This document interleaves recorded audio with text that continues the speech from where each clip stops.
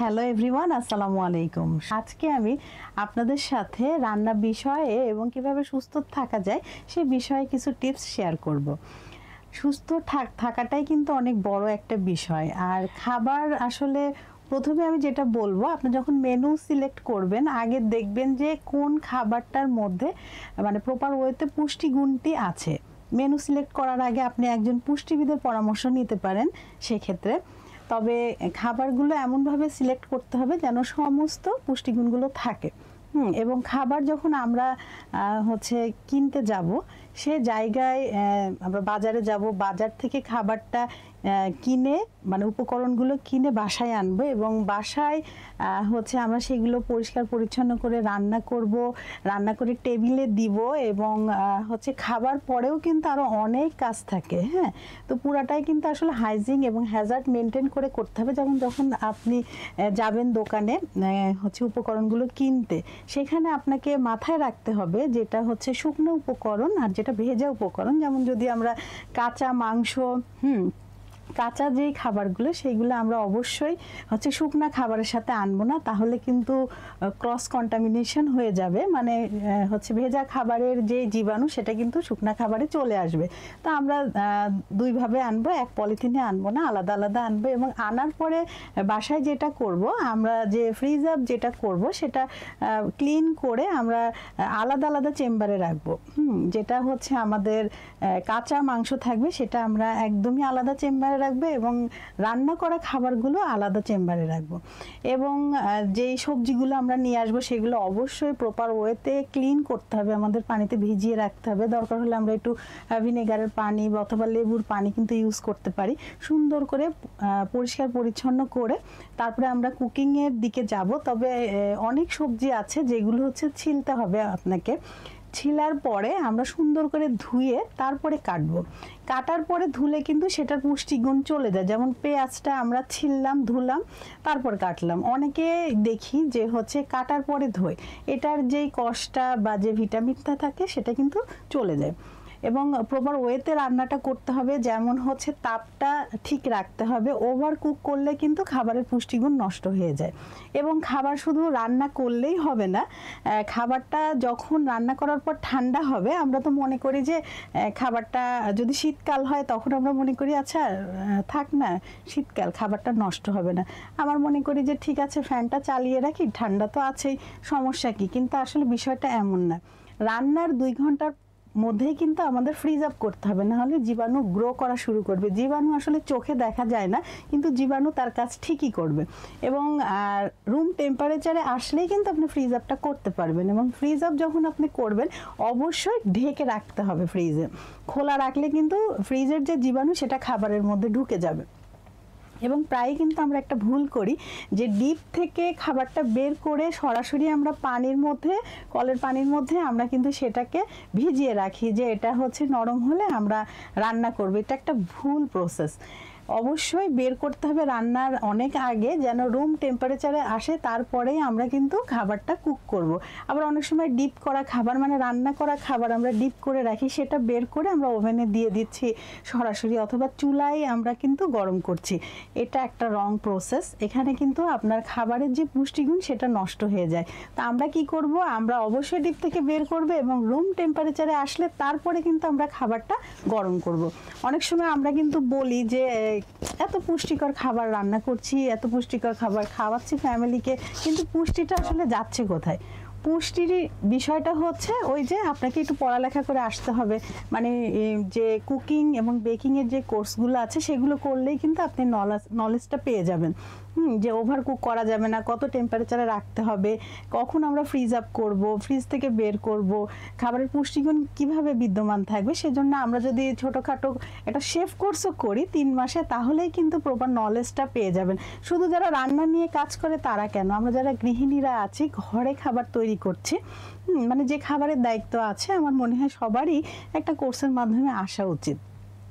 তো এই তো গেল আমাদের হচ্ছে কিভাবে আমরা খাবারটা আনছি, রাখছি, আবার গরম করছি, এইটা প্রসেস গেল। এবার আমি একটু বলতে চাই, যেহেতু এখন গরম পড়ে গিয়েছে, তা আমাদের আসলে একটু খাবার নির্বাচনের ক্ষেত্রেও কিন্তু দেখতে হবে যে আমরা একটু হচ্ছে ঝোল আলা খাবার, যেটা তরকারি যদি রান্না করি একটু ঝোল দিয়ে, একটু সবজি বেশি দিয়ে মাছটাই রান্না করলাম।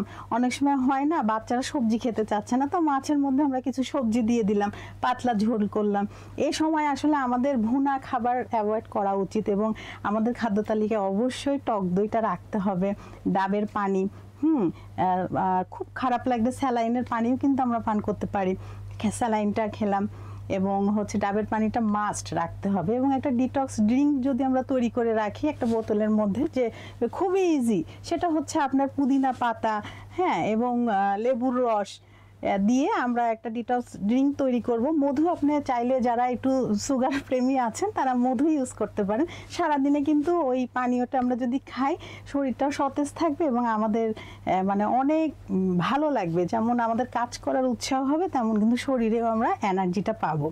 তারপরে আমরা হচ্ছে সকালে নাস্তা যেটা করব সেটা হয়তো বা একটু সব ধরনের যে 3 কালার্স অফ ক্যাপসিকাম আছে সেটা দিয়ে, আমরা তো ডিম সবাই খাচ্ছি, তো আমরা যদি 3 কালার্স অফ ক্যাপসিকাম একটু সতে করে তারপর যদি হচ্ছে আমরা ডিমটা দিয়ে একটু টমেটো দিলাম, দারুণ টেস্টও ভালো হবে এবং আপনার যে সবজির যে পুষ্টিগুণ সেটাও কিন্তু আপনি পেয়ে যাচ্ছেন। একটু সকালেও চাইলে কিন্তু নরম খিচুড়িও খাওয়া যায়। আর যদি লাল আটার রুটি আমরা খাই তাহলে তার কথাই নেই। অনেকে কিন্তু ওটসও খায়, ওটসটা খুবই হেলদি হবে, চাইলে কিন্তু সেটাও আমরা সকালে খেতে পারি। এবং দুপুরের খাবারে আমরা অবশ্যই মাছটা তো মাছ রাখবই। আর ভাত না খেলে আমরা বাঙালি, ভাত না খেলে তো হবে না। বিভিন্ন ভর্তা কিন্তু আমরা ট্রাই করতে পারি, সেখানে আমরা কাঁচামরিচের ব্যবহারটা রাখতে পারি, কারণ আমরা জানি যে কাঁচামরিচ কিন্তু ভিটামিন সিতে ভরপুর এবং সহজলভ্য। প্রতিদিন নিয়ম করে কিন্তু আমাদের 2টা কাঁচামরিচ খাওয়া উচিতই আমার যেটা মনে হয়। এবং ধনিয়া পাতার একটা চাটনি যদি থাকে, ধনিয়া পুদিনার একটা সুন্দর চাটনি থাকলো, সেটা দিয়ে কিন্তু আমরা সুন্দর একটু মানে কি হবে, রুচিটা আমাদের বাড়বে। যে কোনো একটা আচার রাখতে পারেন আপনি, রসুনের একটা আচার তৈরি করতে পারেন। দেশি 1 কোয়ার যে রসুন আছে সেটার আচার যদি আমরা দুপুরে খাবারের সাথে খাই, রসুন তো শরীরের জন্য খুবই উপকার। আপনার সব দিকে মানে আচারও খাওয়া হচ্ছে, আবার রসুনের স্বাদটা আপনি পেয়ে গেলেন, তার পুষ্টিগুণটাও পেয়ে গেলেন, একটা সবজি থাকলো। এবং একটি সালাদ যদি রাখি, চাইলে কিন্তু সালাডটা টক দই দিয়েও করা যায়, অথবা আমরা ড্রেসিংটা শুধু লেবু রস দিয়েও কিন্তু আমরা ড্রেসিংটা করতে পারি। তো এভাবে বিভিন্ন সবজি দিয়ে, শসা আছে, টমেটো আছে, গাজর আছে, আরও যে সবজিগুলো, কচি যে বাঁধাকপি সেটা আপনি দিতে পারেন, ব্রোকলি যদি আপনি একটু ভাপ দিয়ে নেন সেটা আপনি দিতে পারেন, একটু সতে করেও দিতে পারেন।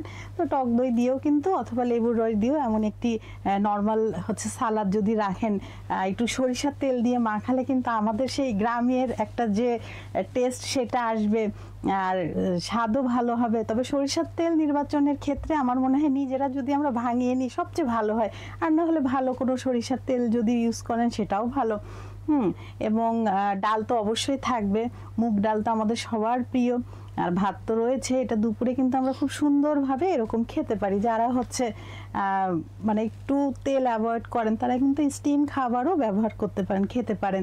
যেমন স্টিম মাছের কিছু আইটেম স্টিম করলেন, যেমন আমাদের যে দেশীয় খাবার যেটা আমরা বলি যে পাতুরি, যেমন হচ্ছে বিভিন্ন শাক, যেমন লাউ শাক দিয়ে মাছ সব মশলা মাখিয়ে ওটার মধ্যে সরিষা বাটা অবশ্যই দিবেন।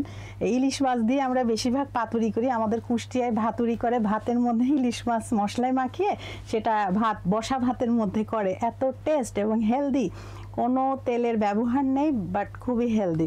তো এরকম আপনারা ভাতুরি বা পাতুরি দুপুরে রান্নায় রাখতে পারেন, কারণ স্টিমে হচ্ছে, এখানে আপনার হেলথও ভালো থাকছে। আবার বিকালে কিন্তু চাইলেই আপনি বিভিন্ন ধরনের জুস আপনি 12টার মধ্যেও খেতে পারেন, বিকেলেও খেতে পারেন, অথবা একটু স্যুপ থাকলো, হালকা একটু ভেজিটেবল স্যুপ খেতে পারেন, ক্লিয়ার স্যুপ যেটা, সেটা খেতে পারেন। বিভিন্ন ধরনের, আর যদি খুব বেশি মুখরোচক খাবার খেতে ইচ্ছা হয় তাহলে আমরা কিন্তু বিভিন্ন ধরনের সবজি দিয়ে একটা পাকোড়া করতেই পারি।